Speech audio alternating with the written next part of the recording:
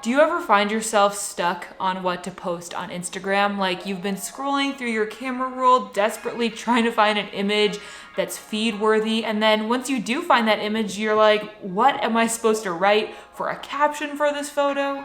But you know you've got to post something because it's been weeks since anything's been posted on your Instagram feed. If this sounds like a familiar struggle, then you've come to the right place. Because in this video, we're gonna talk about the strategies that I use to plan out all of my Instagram content so that I can create consistently high quality content that gets me a good engagement rate. You might remember this video of mine where I shared my exact process for brainstorming Instagram content and creating a super organized content calendar. That is a total classic, but today I wanted to give you an updated version for 2021 to show you how I'm currently planning my Instagram content that incorporates feed posts, stories, reels, and now Instagram guides as well. This is about coming up with content ideas that actually help you grow.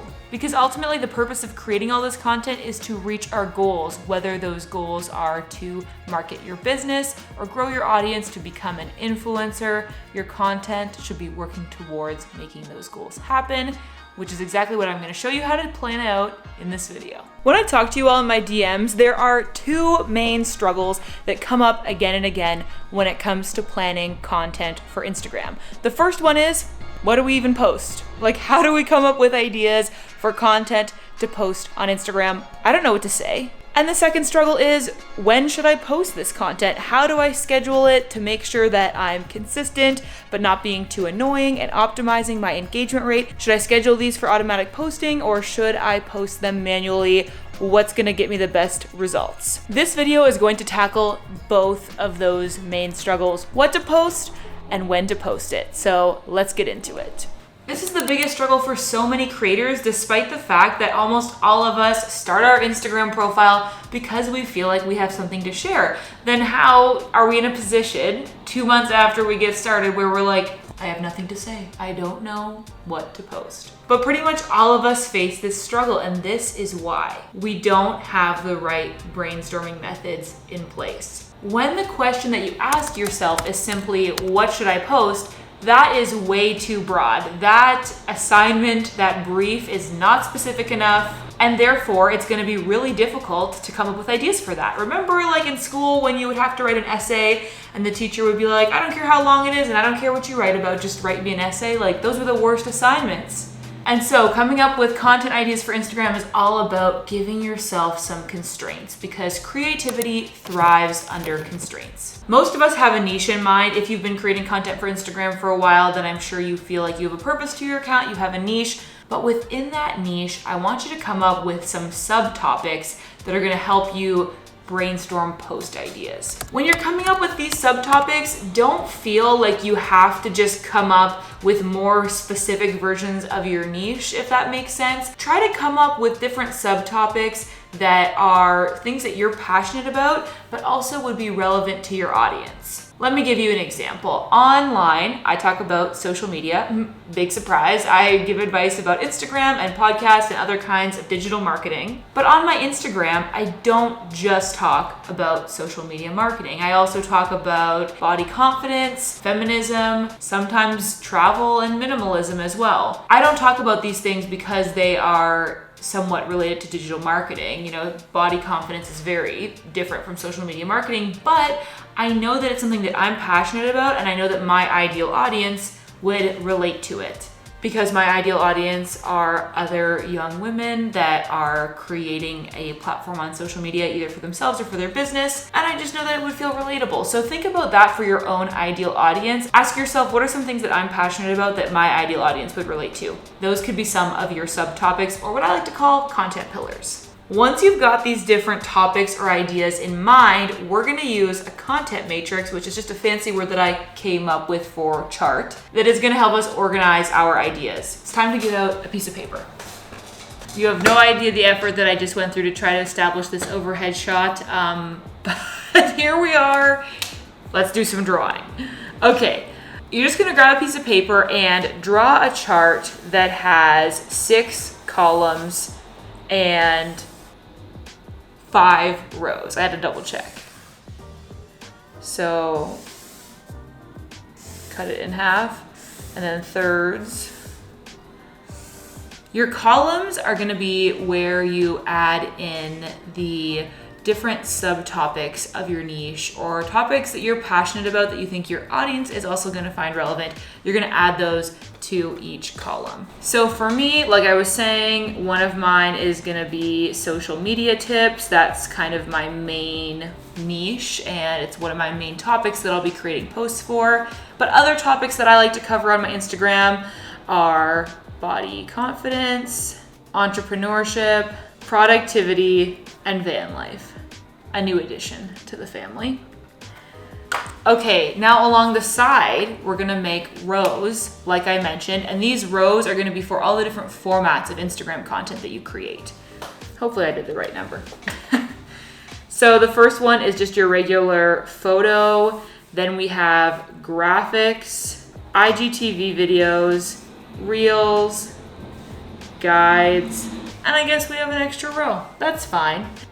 5. These different formats are gonna help guide your brainstorming process. So rather than just asking yourself, what am I gonna post on Instagram? Instead, you can say, what is a graphic that I could make about entrepreneurship? Or what's an IGTV video I could make about van life? As you fill out these different ideas, you can add them to your different boxes in this matrix, and that'll help you come up with ideas and organize them. For example, I might think of a social media tips graphics carousel. Let's say talking about what I would do if I had 100 followers. Like, what are the first steps I would take to grow on Instagram if I only had 100 followers? I could definitely make a carousel that had 4 or 5 tips, one on each different slide. You know, I could make it in Canva. I think that would be a really effective post. Another idea, let's say for body confidence and reels, I could continue making my series that are Pinterest outfits, but make it mid-size. So that is where I look for outfit inspo on Pinterest, and then I recreate it with my own wardrobe, and I just make a little transition reel video. So I can add that to this box. And of course, you can just continue with this, coming up with different ideas for these different intersections of topic and format. What this process does is it ensures that you're creating a good variety of content that's going to be relevant to your audience, and you're creating a good variety of different formats of content. Some people like photos better than graphics, some people like reels, some people like IGTV videos. There's all kinds of different preferences and interest levels for these different formats and subject areas, and this is going to ensure that you have a really nice variety in your content. All right, so that's my first content creation strategy for you. Come up with a chart where you can organize your ideas by subject and format. The second way you can come up with ideas for your Instagram content is simply by asking your audience. You can create polls or question boxes or quizzes on your story to get a sense of what kind of content your audience likes to see, and if they have any questions or wonderings about what you do that you can share content on. The best performing content is always going to be the stuff that answers FAQs or that speaks to something that your audience is particularly curious about. So don't be shy, just legit ask them, what do they want to see? And try to do this in a more creative way than just actually saying, what content do you want from me? Like, that feels a little bit lazy, but saying stuff like, what's your biggest struggle right now? Or what are you curious about? That's a good way to get ideas from your audience. And if you're not getting a lot of responses, honestly, just go through some of your old DMs, look through old comments, and try to get a sense of what people have most frequently asked you about. I feel like we all have those things that people are always coming to us for. For me, I get a lot of questions about how to do certain things on Instagram, or people wanting advice about their profiles.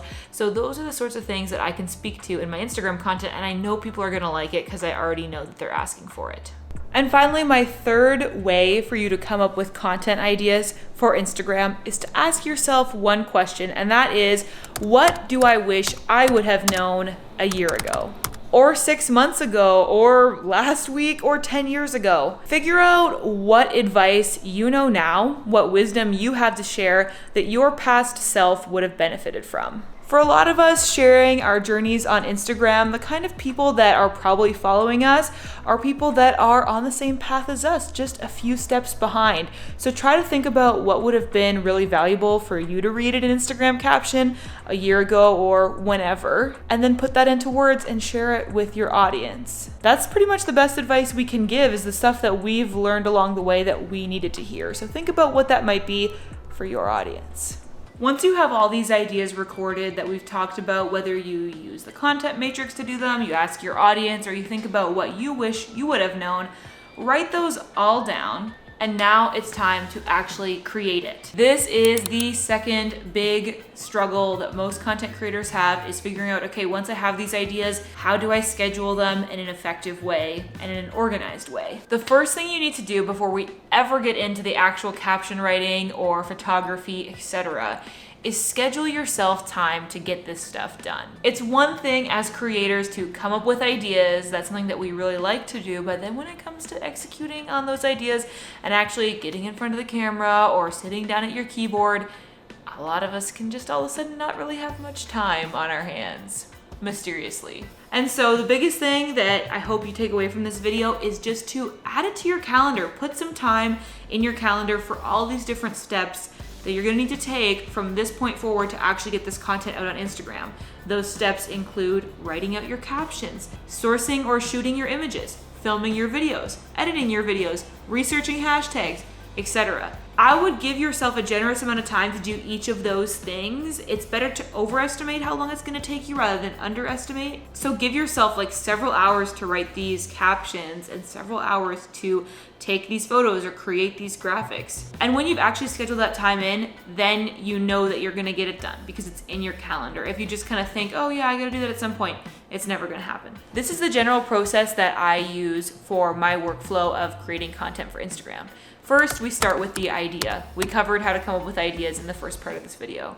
Next is sourcing or creating the imagery. So this could be doing a photo shoot or filming a video or creating a graphic or finding a meme to share. Once you have that covered, then you're gonna actually write the captions, then you're gonna research hashtags, and then you're gonna assign them a time to go live.